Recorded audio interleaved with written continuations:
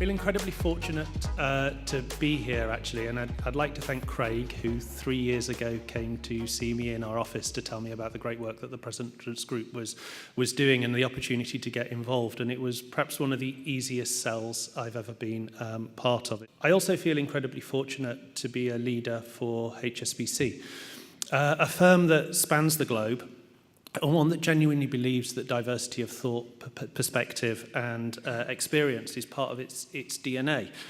We've worked really hard to build that and maintain our inclusive and positive performance-orientated culture. And I think for a long time in Canada, we thought being here, being part of an international organisation, representing communities and customers across all provinces apart from Prince Edward Island was enough. But we really do have to work hard to make sure that our reality matches our intentions. It's really important, I think, that we all, as leaders, take the time to ensure we stress the importance of learning and information.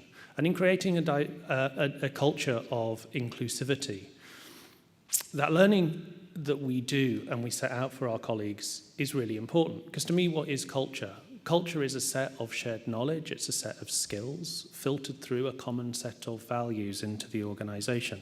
So we've done a huge amount in terms of setting out learning for our organisation and implemented a good number of training courses.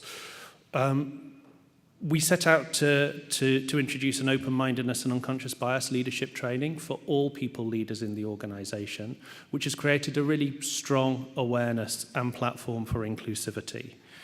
It's important that executives and senior leaders take personal ownership, stand up and advocate, and make sure individuals do recognise the value of it, and that is linked to their performance management objectives and scorecards. We have an employment equity narrative that sets out to the entire organisation and our communities what we do, and we deliver accessibility training to all new employees, all new hires in the organisation and all team leaders.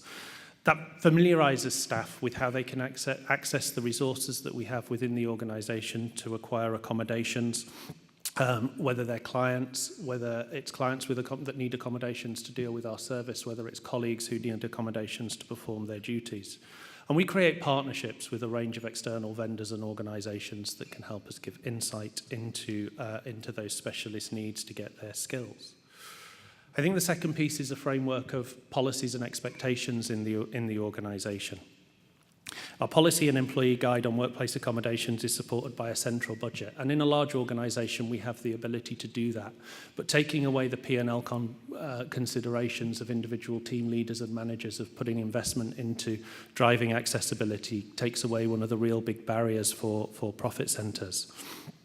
We use interpreting services to support our employees' day-to-day needs, as well as during all of our town halls. So all of our town halls, all of our broad employee communications are supported by interpretive sign language that makes it accessible for people with hearing impairment, as well as being subtitled. And again, having that sign capability on all of our webcasts and broadcasts across the organisation is imperative in raising the profile of the work that we do in this space. In 2017, we've actually gone the step of investing in some specialised diversity recruiting services. So we have people within our HR team who are targeted on reaching out into communities and developing awareness, whether it's people with disabilities, people from different ethnic minorities, to bring them into HSBC. And using those specialist resources that are targeted at reaching out to those communities and recruiting people into real jobs, into real situations, has moved our programme forward very significantly. So I sat downstairs actually in the hotel room this morning and thought, what's the secret sauce? What is the thing that makes the difference between the experiences that go well and the outcomes that deliver and those that don't? And I kind of brought it down to three things. First of all, it's about really good listening. It's about creating an environment where we can listen to our communities, where we can listen to a broad range of people and understand the different needs and accommodations that people have. And we have a network of employee resources groups who provide executives with that opportunity to listen. So bring people from like-minded communities, people with similar challenges together to engage in a dialogue where executives can listen and understand some of the challenges that they face. The second thing is attention to detail. And it couples very closely with the listening. But if I give you an example of something that we didn't get quite right, one of the things that came from our Ability Employees Resources Group was from a visually impaired colleague that said, you know, it would be great on some of our meeting rooms if, as well as the name of the meeting room, that could be printed in Braille. So we went off and printed the labels in Braille on all of the meeting room signs that we had in the organisation. And I was quite proud that we'd taken that step. Actually, it felt quite good that we'd done that with some of our colleagues. So, you know, after we'd done it and completed the programme, I went back to the individual and raised it and said, you know, have you noticed we've done that? Has it made a difference to you?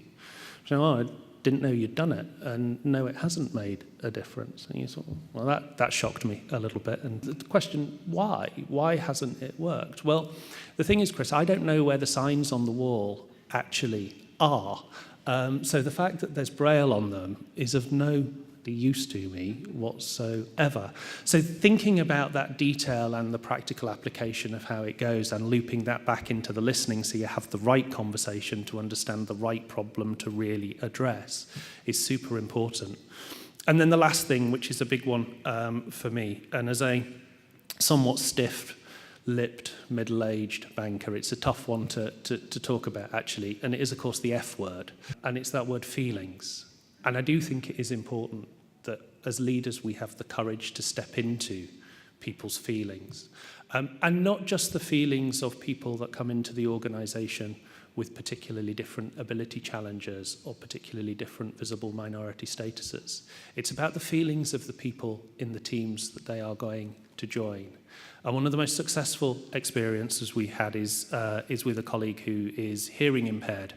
And you know, one of my leaders in my organisation did have the courage to step into the feelings with the team that the individual was going to join, and ask them how were they feeling about it. And of course, they were all really excited to have a new colleague. They all recognised it was the right thing to do and felt good that we were welcoming a colleague with some ability challenges into the organisation. But they were also quite terrified on a number of things about how are they going to communicate with that individual, how is it going to work in terms of the operating practices day to day.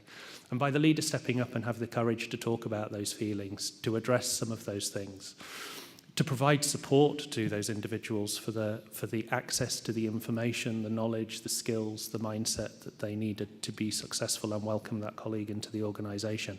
It was incredibly powerful.